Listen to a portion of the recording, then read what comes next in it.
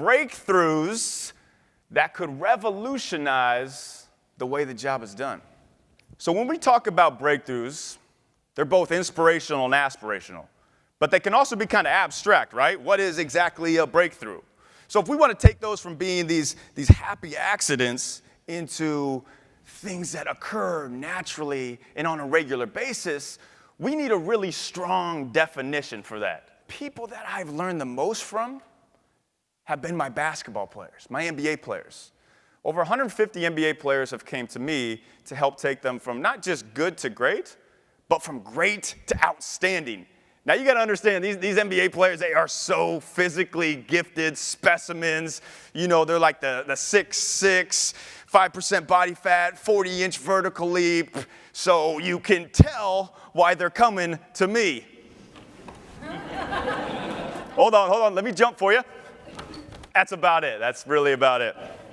To make these breakthroughs happen, to make them occur regularly, we need to have a formula, something you walk out of here today with in your back pocket that you can take out in the field tomorrow, the next day, and every day since then. Take on Abbott, take on Cape Farms. You have the formula. Okay, the biggest tragedy, guys, would be if you walk out of this room super motivated, had a great week, and you're super motivated on this talk. That'd be the greatest tragedy. Sure, I'd love that, but if it doesn't impact you a week from now, then it did no good. Like, this talk is meant to give you these action steps, these tools, so it's more impactful 5 months, 6 months, 2 years, 5 years down the road. So to create environments where these breakthroughs happen naturally, that we can have in our back pocket, that we can have as this attack plan, we live in the confidence, cooperation, service, and purpose, and we put those together. That is our formula. We have the power of having this formula. And I've been super blessed to be able to work with these high-level people for over the years and learn so much from them. And now I got to share with you guys, we can get into nitty-gritty details. That's just the tip of the iceberg. That's what the world says confidence is. And I've been also able to work with a lot of players coming up into the NBA, young players who have been told the world is theirs, they're better than sliced bread, like everything's given to them, media wants them, everybody wants a piece of them. And they develop this swagger, which is great. It helps them win some games, but to build a career on confidence, we need true breakthrough confidence.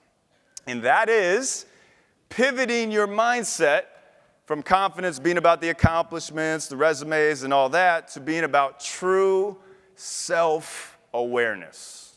Confidence is found through the self-awareness and finding our zone, living in our zone. And it's also found, find your zone, in the fundamentals. The fundamentals and joy. Joy in the fundamentals. And guys, the fundamentals can be boring. They can be monotonous, and we have to do them. And we can find the joy in it knowing that when we do the fundamentals, we focus on the fundamentals, that's where we build our base. That's where we build greatness. It doesn't just happen. It happens through the fundamentals. And how did the Golden State Warriors do that year? Best record in NBA history. We also see our weaknesses, or what the world likes to call weaknesses. We like to call them a compliments wish list. Because it doesn't matter who you are, you don't have every strength, and nor you don't want it. If you give me an NBA player who's good in every area, they're not playing in the NBA. You give me an NBA player who's great in one area, and he could have a long, long career. Guys, we are not defined by our weaknesses. We all have different strengths for a purpose. Strength, strength, strength, and we put it together to build the ultimate team, the compliments wish list. So I searched out every physical address, and I hand wrote a letter. I hand wrote a letter till my fingers were numb, and in that letter, I said something that I liked about the organization, something that stuck out, something kind of unique. And then at the end of it, I said, if there is anything that I can do to serve you, your organization, anyone in your organization, I'm more than happy to do so. I'm here to serve. So I wasn't asking them for a job or anything. I was just offering that I could serve them, pour into them. And one guy called me back. It was the then GM of the Los Angeles Clippers, Gary Sachs. So the owner of the Brooklyn Nets is this guy named Mikhail Prokhorov. He stands up and he wants to show me how it was used for self-defense back in the day. So he comes to me close and he says, "Strike me." I said, "Come again?" He says, "Strike me."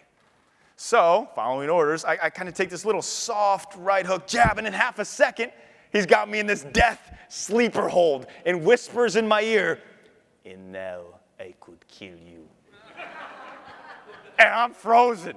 Like, I did not say a word. And it seemed at least 10 minutes he had me in that thing. And then finally he let go, started laughing, patted me on the back, said, "Good job, I like you." And he was on to his next meeting, and I never saw him again. So, thankfully. And too often we are told to eat the frog, do the hard thing first in the morning, just get by, head above water, just survive, survive, survive.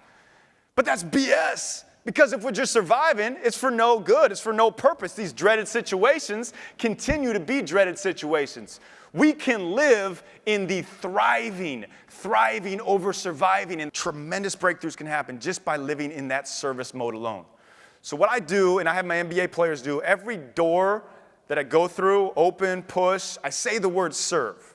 So I can put myself in the mindset of, I'm going to serve the people in that room. And I did it here today when I walked through these doors, because this talk has nothing to do with me. Nothing to do with me, but everything to do with you guys and what you take away from it. So I'm sitting there before the game, before tip-off, and I pull out the business card out of my pocket, and what I see says, Mark Cuban. Yeah, exactly. Good. I'm glad you all know who Mark Cuban is. Mark Cuban. It shocked me. I had just been helping Mark Cuban harness his inner power for something he is passionate about. Helping Mark Cuban find a breakthrough in something that he loved. And that's when I fully realized that living in this service mode can lead to amazing breakthroughs. But if we shut that off, those breakthroughs don't even exist. Relentless consistency is the factor, the electricity that lights up this breakthrough formula. This confidence, cooperation, service, and purpose that we live in. And if we do it with relentless consistency, that's the answer. We do it on a daily basis. We build these habits. We make this a lifestyle. That's the biggest compliment anybody can ever give me, that I'm consistent. I love it. I hope it is for you guys too.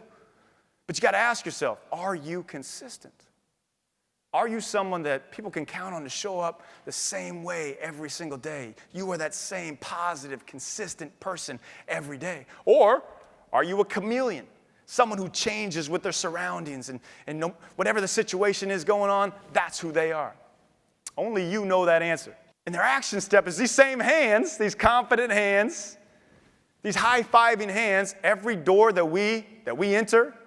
Try it. Try it when you leave here. You're going to say serve. If you really get in this habit, it will change the game for you. You will live in that service mode. With these hands, we can continue to use these hands to serve. And when that number comes up, that number puts them back into that mode, that confident mode, that cooperation, teamwork, the service, the purpose. They're in their zone. Everything clicks right there. When they see that number, it's a cue to they are that person, that breakthrough formula person every time. We are not here searching for breakthroughs. We are the breakthrough. Thank you very much. You guys are awesome.